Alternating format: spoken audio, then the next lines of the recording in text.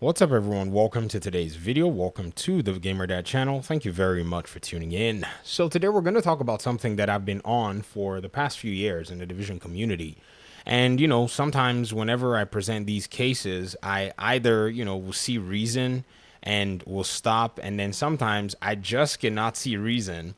And I continue to voice the concern, or I continue to voice ideas to address aspects of this concern.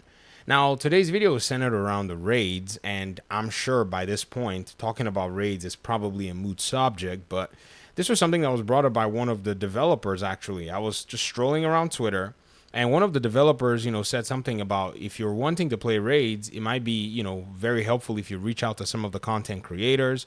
They're very helpful. They have, resources that can help people get into raids and so on and so forth. Now, as much as I think that this is actually a very viable method of getting into raids, there is, however, what I think is in my opinion, another way that can actually help to, put this in a little bit of perspective and provide another alternative that I think the game has been lacking since launch. So first of all, if you are looking for a raid, there's a clan that I'm actually a part of called the LCN clan. They help people on PlayStation and on PC to learn the raids and actually go through the raids.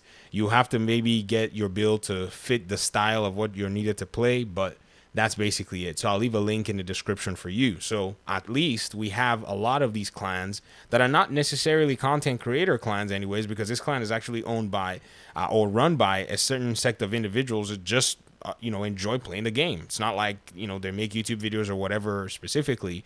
They're just in the community just to serve in this way. Now, the thing that I've been, looking forward to or talking about all this while is matchmaking for raid. And I remember I saw the, post. I couldn't help it. I think it was just one of those things that I was like, yeah, I got to say something.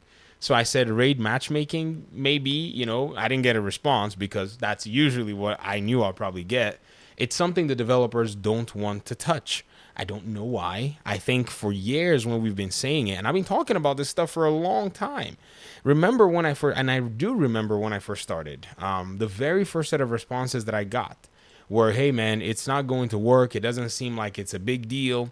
I think right now people were saying things like, if you put people in a raid matchmaking group, it's going to be hard for them to communicate and so on and so forth. It makes sense if people can actually get Discord and, be able to communicate and so on. There were all of these different concerns, but now it's come down to this point where they eventually put the raid matchmaking for the, other raid, not the main one. It's called the Discovery raid. So they did that all the way down to the Discovery, but they just stopped short of putting the matchmaking for the regular raid. Now, here's the problem with that. The Division 2 has one of the best, in my opinion, matchmaking systems that I've ever seen in any video game. It's almost seamless. It's so cool.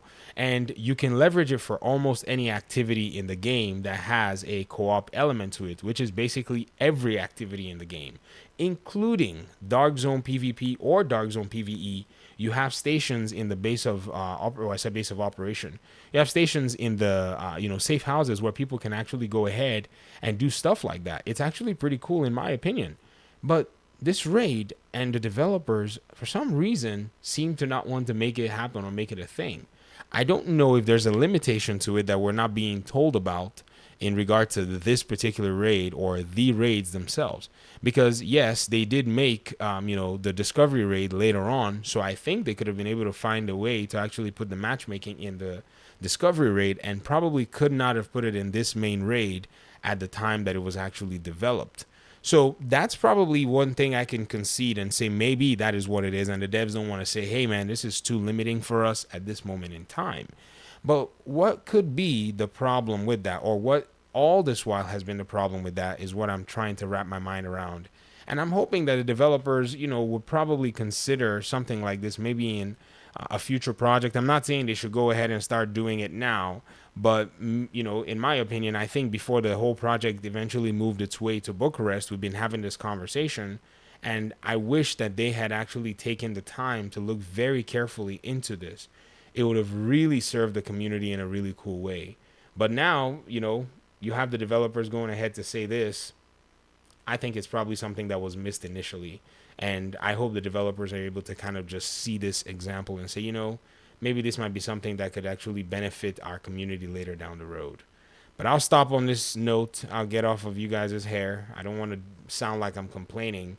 I just wanted to just say, hindsight is 2020, and this is one of those situations where, it is what it is. Thanks so much for watching the video. Appreciate you guys' time and audience, and hopefully we'll talk pretty soon in another one.